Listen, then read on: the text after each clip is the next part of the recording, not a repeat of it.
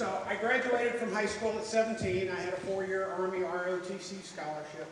I went into college as a pre-med student, but sometime during my sophomore year of college, I decided I was kind of tired of going to school.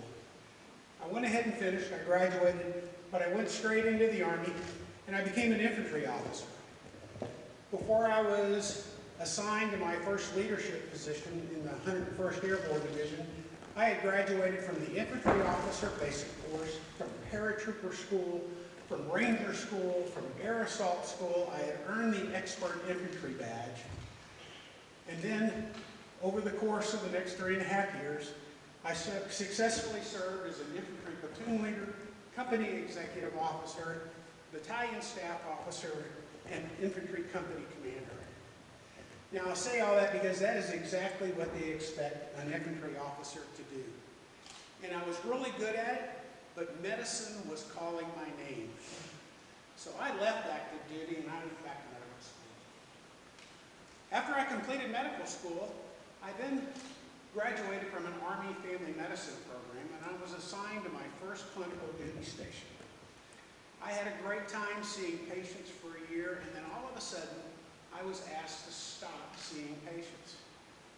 Desert Shield was kicking off in Saudi Arabia, and so I was asked to create a medical mobilization station so that Army National Guard units and Army Reserve units who were deploying to Saudi Arabia could be medically prepared to go. I did that for 5 months, and then I was able to secure a seat on the last plane heading to Saudi Arabia, at which time I joined up with the 3rd Brigade of the 1st Armored Division for Operation Desert Storm.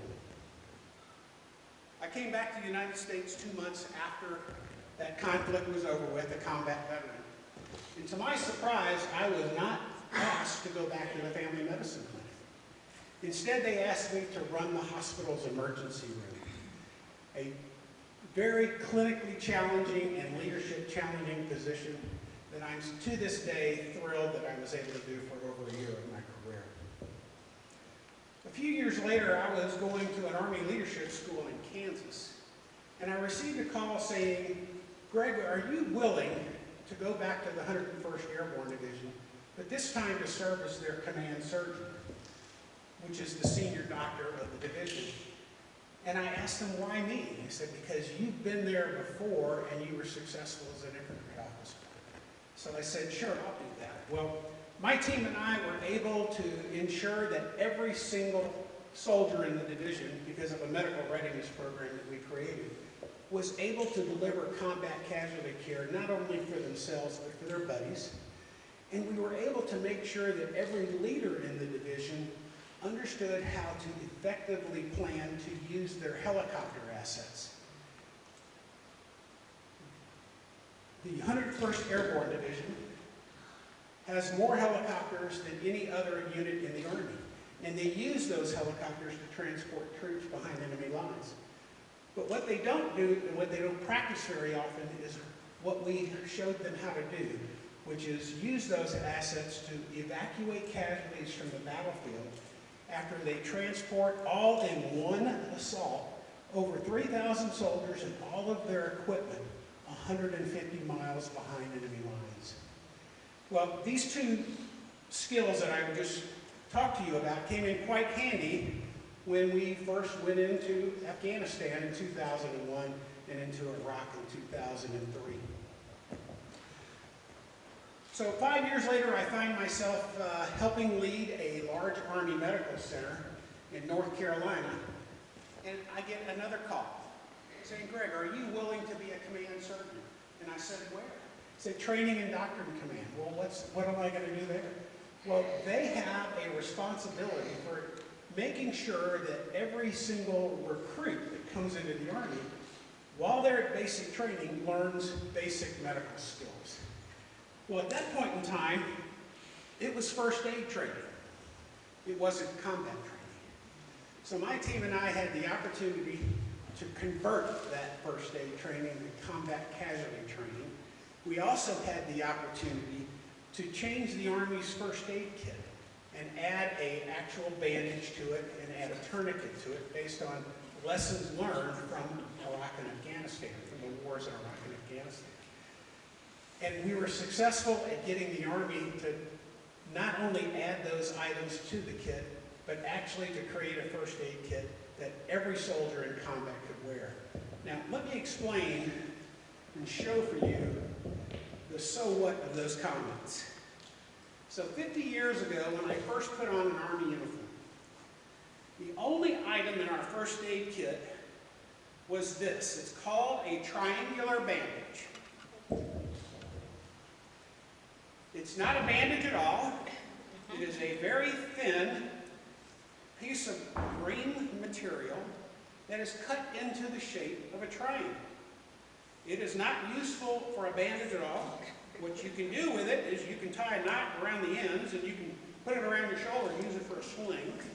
Or you can do what we were taught to do for 30 years of my career, which is to roll the thing up if you needed a tourniquet, tie it around whichever appendage you needed to have a tourniquet, and then you could grab a stick, which you find on the ground, put up under that bandage, and you start twisting until the bandage is tight enough to stop the bleeding.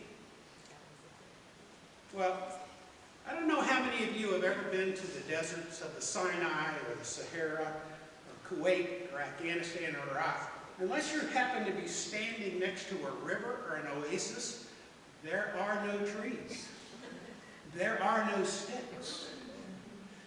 So what our combat medics learned to do very quickly when they were expected to use this triangular bandage for a tourniquet, they would take 5 or 6 tongue depressors and take them together so that they could then twist that bandage into a tourniquet.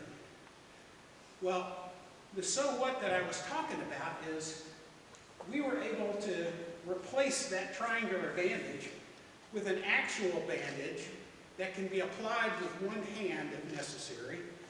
And we were able to replace that stick with a tourniquet that can also be applied with one hand if necessary, because it has Velcro on it. And, oh, by the way, built into that tourniquet is that stick that you need to apply the pressure and a hook. So we felt quite gratified that we were able to do that and actually save some. And if you go out onto the streets of Howard County now and look at the first responders to include the police, you'll find these tourniquets on their equipment because that's how important they are to stop the bleeding. So fast forward 10 years, I'm now retired from the military. I'm an executive in the VA healthcare system. And I get a call from one of my old buddies who's now the regional CEO of a large healthcare system, over 100 hospitals across the nation. And he's all excited. I'm driving home from work during one of my one-hour commutes, and he's telling me about this great program that he's creating. And I said, sure. So I was able, with my team, to create a military and veterans health program for this large community healthcare system that was specifically designed to deliver culturally competent care and high-quality care to military service members, veterans, and their family members. And we had the satisfaction of watching our fellow veterans get all excited about being able to get that kind of care in a community hospital. And we had the satisfaction of our staff members that were distributed all over the United States telling us that, thank you for finally giving us the tools and the skills that we needed to deliver the kind of care that this population needs. So let me tell you, when I was 17 years old and graduating from high school, I had dreams and plans of what my college education and my career was going to look like. Nowhere in my adolescent or adult lives did I dream of those Army and after Army jobs that I described for you. Each one of them was unanticipated, and each one of them was challenging, but each one of them was personally and professionally satisfying. I have no regrets for doing any of those jobs, and I have absolutely no regrets for the strange diversity of my career. The guy that actually hired me to be an executive in the VA healthcare system once made a very public statement. He said, people just need to learn how to grow where they're planted. Instead of fighting so hard to get the jobs and the roles and the responsibilities that they think fill their preconceived ideas and plans. I reflected on that and realized that I had grown where I was planted by being willing to accept roles and responsibilities that I didn't plan on taking. And by growing where I was planted, I was able to make a difference in the lives and in the organizations that I worked with. And I was also believed truly that I'm a better person for having said yes to all those unanticipated and personally satisfying responsibilities and positions. I'm going to leave you with a few final words. Don't ever allow yourself to be overly discouraged or disappointed or disillusioned if your after high school education and career doesn't quite unfold the way you planned.